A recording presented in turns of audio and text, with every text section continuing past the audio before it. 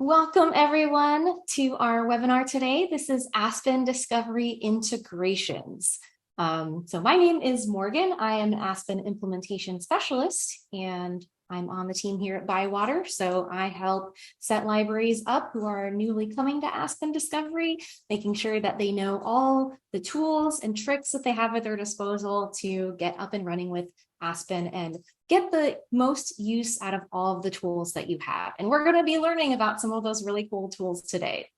So the types of integrations that you have available in Aspen. First, we're going to give you just an overview of some of your options, and then I'm actually going to spend the majority of this webinar walking through all these different types of integrations to show you what they actually look like in Aspen Discovery. So definitely, this isn't just going to be a slideshow. I am going to be on live Aspen partner sites showing you what this looks like in action.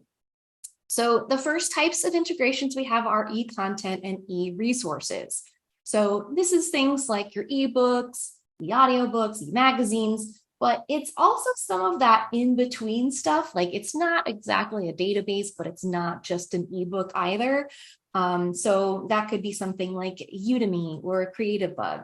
But of course, for the e-content, that's stuff like Overdrive or Libby, Hoopla, Canopy, things of that nature. Databases. So we can also connect to databases. Those can either be added as side loads, and we'll talk more about what a side load is in a little bit, or we can connect directly to certain databases. So that would be EBSCO EDS or EBSCO host. That's how we can have a direct connection to those databases. We can also add open archives into Aspen. So this is like your online digital archive of, images, sound recordings, videos, things like that. As long as your digital archive complies with OAI PMH metadata standards, we can connect to it and pull that into Aspen. Next, you can also integrate events. So there are a few vendors that we can directly connect with at this time, and that's going to be Library Calendar by Library Market and LibCal by SpringShare. And we also just added support for Attend by Communico.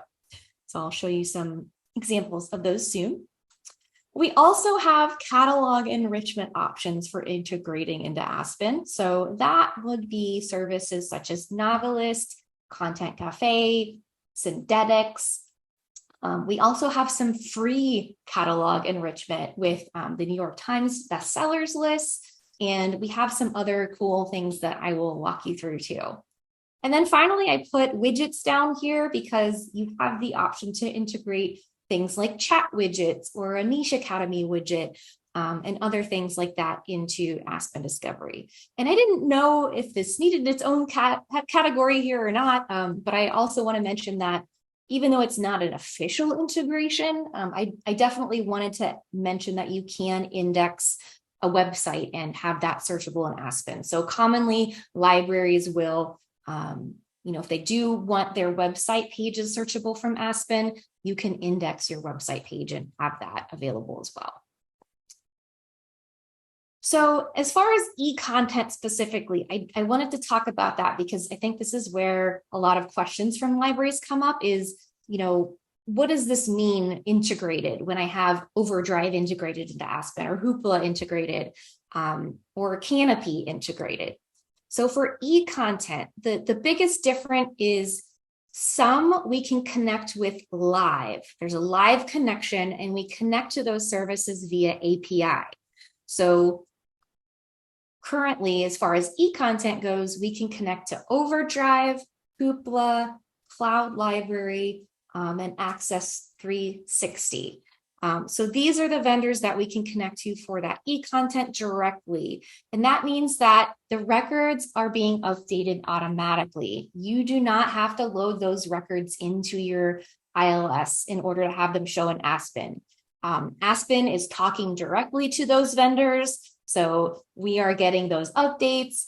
And also the coolest thing is that So not only can you see and discover that content through Aspen search results, but you can check things out from Aspen, you can place holds on those things from Aspen, and you can see and manage that content in the user account. And those titles will also show up in your reading history if you are recording that in your account. Now, the other type of e-content option for integration is what we call side loading. This means that we're loading those records into Aspen. So you are still getting those records from the vendor, but instead of putting them into the ILS and then having them come in through the back and display in Aspen, we're just loading them directly into Aspen. And you have a lot of settings for how those records can appear, what formats are included in those records, things like that. So the general rule of thumb is if a vendor can provide you with MARC records, you can sideload it into Aspen. So probably the biggest example of that would be Canopy, because Overdrive hasn't made Canopy records available through their APIs. So you may be able to get a connection directly to Overdrive, but we would still need to load in the Canopy records to Aspen so that they can be discoverable as well. But there are a lot of different options for side loads. We have people loading in all kinds of records. So yeah, that would include things like Creative-Bug or Flipster or Tumblebooks, things of that nature. We can get that into Aspen as well. So you're probably getting tired of staring at some slides here. So it is example time. So I'm going to get out of this view and we are going to head over to look at some content. So I'm just going to, let's see, pick a site. Actually, I'm going to go to Roseville here. Oops. And I'm just going to do a search here. So I'll do a blank search, see what comes up. So I just did a blank search. So we're seeing like what's really popular coming up at the top here. So in Aspen Discovery, if you're not familiar, we are grouping records together by the title and the author. And this is great because not only am I able to see the print book, the audiobook CD, the things in their physical collection, you're also able to see all the e-content that's available. So this library in particular, they have both a Libby connection and a cloud library connection. So you can see straight from the search results if something is checked out right now. You can place a hold on the content from there. Let me see if I can find one that looks available. Probably there, I thought I saw one. Here we go. So this one is showing that there is a cloud library version available. So I could check that out right now from my account if I wanted to. And any holds you place or checkouts you do from Aspen, those will show up in your user account. So that's a great way to manage those. Let me go back up here. You can also easily find e-content just in general in the search results. So I can click the available online button, and that's going to filter to just titles that have e-content copies available. So once I click that, now I'm seeing prominently all the ebooks, audiobooks, and we even single out the Kindle versions just because those users need a specific format. So they don't have to, guess, okay, maybe there's a Kindle format up here. It's just shown right to them straight away. So they know they can get that on their Kindle. And you're also able to preview from the search results as well. So I'm going to search for something that might be a little more exciting to look at. So let's check out Dogman here. So I'm going to click preview from the book. I know this is a graphic novel, so it'll be color pictures. So yeah, I can just preview that straight from the search results. And that same goes for e-audiobooks as well. You'll be able to hear an audio snippet of those titles to decide, okay, yeah, I actually do want to place a hold on that or check that out. The other really great thing that you can do is click on the e-content collection facet. So if your library has integrated e-content, you'll be able to browse through all the different options here. And that's going to include your services where there is a direct connection, as well as any side-loaded e-content that you have. Let me do a blank search again so I can show you all the possibilities. So yeah, this library has integrated a few other resources like Learning Express and these. So if I wanted to browse and just see, okay, what do they have? What is Learning Express? What can I get from that? I can click on that and I'll be able to filter down to just those titles. And of course, when you do a catalog search, if any of these titles were relevant to my current search, they would come up in the search results. So this is just another way to browse through these and see what they're all about.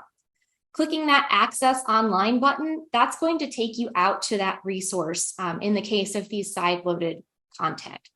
Since these aren't a direct connection, we can't check them out to the user account or anything. So clicking that's just going to take you out to that resource. And typically, just depending on what authentication that vendor requires, it's usually going to ask you to sign in like with your library card number or something like that. All right, and it looks like Bill is linked to Roseville in the chat. Thank you, Bill. All right. So I also wanted to talk about side loads a little more specifically. Let me go to another library. This is Spokane County Library in Washington. So I wanted to bring them up because they have a lot of side loads and I thought it would be cool to show just how many things you can load in. So I'm going here, I'm clicking that e-content collection facet and they have a lot of different things. So, you know, you're not limited necessarily just to ebooks and e-audiobooks and things like that. They have Udemy and they have Creative Bug. They have courses, they have anything, again, that you can get MARC records for, you can add into Aspen. All right. So next, I want to talk about databases. So databases here, let's see. I want to, oh man, I think I lost my little link, but let me go to Mountain View because I'm pretty sure they have that integration. Yeah, so this is Mountain View Public Library in California. By default, the search is set to searching with the keyword in library catalog, and that is a very powerful search, but you can switch it specifically to searching somewhere else. So they have this in articles and databases dropdown. So when you add a connection to EBSCOhost or EBSCOEDS, it's going to automatically add this dropdown to your catalog and you'll be able to search within it. So if I search for something like education and search in there, that's going to pull up my results. And with those services, it's actually you're able to search all the different databases that you have through EBSCOEDS or EBSCOhost all at the same time. So maybe I should have narrowed my search a little more, or maybe my internet is, there we go. All right, so as you can see, there's a lot of different database sources here. It's probably taking a little more than a moment just because there's so much content in here. As you can see, it truly is like all these different databases with just thousands and thousands of files. And this is just based on my actual search of education. So if I wanted to search within a specific database, I could select that from here and narrow that down. The other thing that I want to mention is if I am doing a catalog search, this Explore More box will also pop up and show me relevant searches in these other search sources. So if I search for education in the library catalog, that's probably going to bring me back some results from the database in that Explore More box. So let's see, where did you go? All right, maybe it's just taking a minute. Yeah, it's probably going to take. There you go. Okay, I'm just scrolling too fast.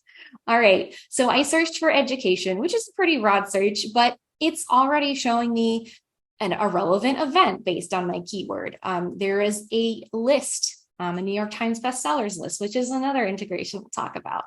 And then here are some relevant databases that it came up with. So I could search for education in one of those specific databases through that integration. So that Explore More box is just such a great way to show people all the different integrations that your users have access to. All right, and I'm going to drop a link in the chat here to that EBSCO page on our Help Center, if you want to learn more about that. Next, we have Open Archives integration. So common platforms for Open Archives include Content DM and Omeka, but those are not the only archive systems that we can integrate with. They do have to comply with OAI PMH metadata standards. So OAI PMH, that stands for Open Archives Initiative Protocol for Metadata Harvesting. And it's basically a way to standardize that data so that we know what to do with it when we get it from the archive system. So this library has a history collection that they've integrated. So I love that you can just, browse through all these pictures here. Here's a woman in a 4-horse-drawn wagon. Let's take a look at that. And clicking on one of those will take you out to that resource. So this is actually a Content DM archive that they've integrated, and it has all the information there from their original record. You do have search facets on the side here, so I can narrow down by the type of resource that it is. So sometimes it's videos or postcards or whatever it's labeled as, different subjects, all that good stuff. And I'm going to show you another one from Moab County, or Grand County in Moab, Utah. So they have some really cool archives here. With really neat pictures of the Grand Canyon and petroglyphs. I just love looking through these archives sometimes because they have a lot of really nice photographs in here. And again, you can narrow down by the type of resource it is, the collection. So if you have an archive with a lot of different collections, you can even specify in Aspen to narrow it down to just certain collections. So you don't necessarily have to bring in all the collections in your archive if you don't want to. So you do have options to refine those collections and results there. All right, next is events. So I'm going to hop over to another site. This is a whirlwind tour of lots of cool Aspen sites. So this is our LibCal integration on ECRL, East Central Regional Library here. So I have switched this to the events dropdown. And since I did a blank search, it's just showing me all of their possible events. But I can, of course, search within these events. So if I type in Lego or story time, that's going to bring up any events that might be relevant. And there's that Explore More box again. So if I'm interested in getting, it looks like they have kind of a maker's kit or something, where this is a list that has different phonics kits on it about Lego, some different books and catalog results. So even while I'm looking for events, I could find other stuff. And the other way around, if I do a catalog search for Lego, that's going to bring up an Explore More box that highlights any Lego related events. So I search for Lego. These are my results. I can narrow down further with the facets on the left, and including, if I only want to go to events at a certain library, I could narrow down by that branch specifically. And since these are showing events that are related to my current search, I can sort it by event date just to put the most soon event, the soonest event up at the top, if I want to sort that in date order. I'll also show you the library calendar integration. The integrations look and function basically the same, but here is yet another example, because we want to have that feature parity where across all the events integrations, no matter which Aspen site you go to, it's basically the functionality is very similar. We might be pulling in just slightly different information, but it's basically the same. So this one is, again, it's library calendar by library market. Same principle, I can search. Ooh, looks like they have Lego stuff too. Let me see if they have any other Lego things. Oh yeah, they got lots of Lego stuff. That's awesome. So all the Lego stuff. I can even search by whether something has registration required or not. Again, I can filter by branch. And there is the ability in Aspen to just go straight to that event. So if I wanted to click more info, that's going to take me to a more detailed page. I can click that again to, go out to the actual website. But if you're not requiring registration for an event, you probably don't even need to go further. You also have the ability in Aspen to add an event to your events. So I could save this to my account. So there is an event, your events section in the user account. So I can keep tabs on events that I'm interested in attending. So all of these events that don't require registration, this is a quick way to save them to my account. So just because I didn't register for it, I still want to keep track of it. And I'll be able to see that from my events. So I could go ahead and do that right now. And it goes in there. All right. And I did mention earlier, we have Communicos Attend, but we don't have any libraries live on it yet, but it is very similar functionality. All right. We are just zipping by through time. So I want to cover some of the awesome content enrichment that we have available. Content Cafe is one of them. It provides cover images. It also provides things like table of contents and author's notes. So I can go in here and show you quickly down here. So this table of contents enrichment, author's notes, and it does optionally provide cover images as well. I'm going to go back to Corvallis here because I want to show you Syndetics and Novelist. So I'm going to type for Dogman, not Fogman. There we go. Oops, I'm searching an event still. So let me search that back. All right, so if I click into Dogman, I'll be able to show you their integration from Syndetics. So Syndetics provides a lot of awesome enrichment here. So you can quickly see the series information. You can see similar series, more like this. There's just so many things in here. And they also have Novelist integrated. So you'll get this similar series from Novelist, similar titles, and similar authors. The other amazing thing about Novelist integration is if I click on the series name, that's going to display in series order for me. So I can see all the Dogmans in order. There's volume 2, volume 3, volume 5, and so on. And the other extra with Novelist integration is if I click on the author's name, that's going to not only take me to a catalog search for that author. We're going to bring in a little Wikipedia blurb about the author. And up here in the top left, this is coming from Novelist. So if I hover over those author names, I'll be able to see from Novelist why that is a similar author.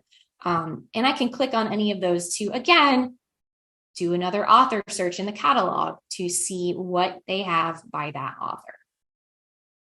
So all those reader's advisory questions like, what's like this book or what's like this author? They're just a couple of clicks away with integrations like this. So again, that's Syndetics and Novelist and Content Cafe. We also have some great free integrations. So the New York Times bestsellers are also available through Aspen Discovery. This is, like I said, free. And this is just a set it and forget it sort of thing. So we set this up with every instance of Aspen Discovery. We pull in the New York Times bestsellers list for you, and we check every week for updates. So I could click on any of these to see what is available in your catalog that's on the New York Times bestsellers list. We also add other free integration, such as for cover images. Of course, if you have Syndetics or Content Cafe, you're going to get your cover images from those paid sources first, but we do have backup free sources. And some libraries just go with the free cover integration and they It works just fine for them. It does provide a good amount of coverage, but Synthetix and Content Cafe can get you even more coverage. We can also integrate with Google Analytics. So if you have a Google Analytics key, you'll be able to plug that into Aspen settings as well. So Morgan, I got a question for you. Yeah, of course. So if I'm part of a consortium and one of my member libraries has some additional e-content while others don't, are we able to individualize that at a local? Oh yeah, absolutely. We get lots of consortia using Aspen Discovery, and the way that they're set up is you can scope e-content based on those libraries. So each library would get their own Aspen catalog to customize, and you would get, whatever e-content is just for your users, we can scope it just to those libraries. Definitely. Excellent. And that includes calendars too, correct? If different libraries subscribe to different calendars? Oh yeah, different calendars, Overdrive, Hoopla, even Novelist, like all those things can be scoped out per library. Awesome. Great question, Bill. All right, so let me get back to our presentation here because we are just about out of time. So I wanted to show you that we have a few upcoming webinars here. So next month on the 25th, we have what's new with Aspen Discovery. So definitely show up to that one if you want to see the latest and greatest features. We have an introduction to Aspen Discovery on October 24th. That's just going to give you a great overview of all the things that Aspen has to offer. In November, we have accessibility and usability with Aspen Discovery. So a great one if you're interested in those topics. So we look forward to seeing you at some of those. And if you have any questions about Aspen integrations or anything else, definitely contact us. You can send an email to sales@bywatersolutions.com. All right, any last questions for today?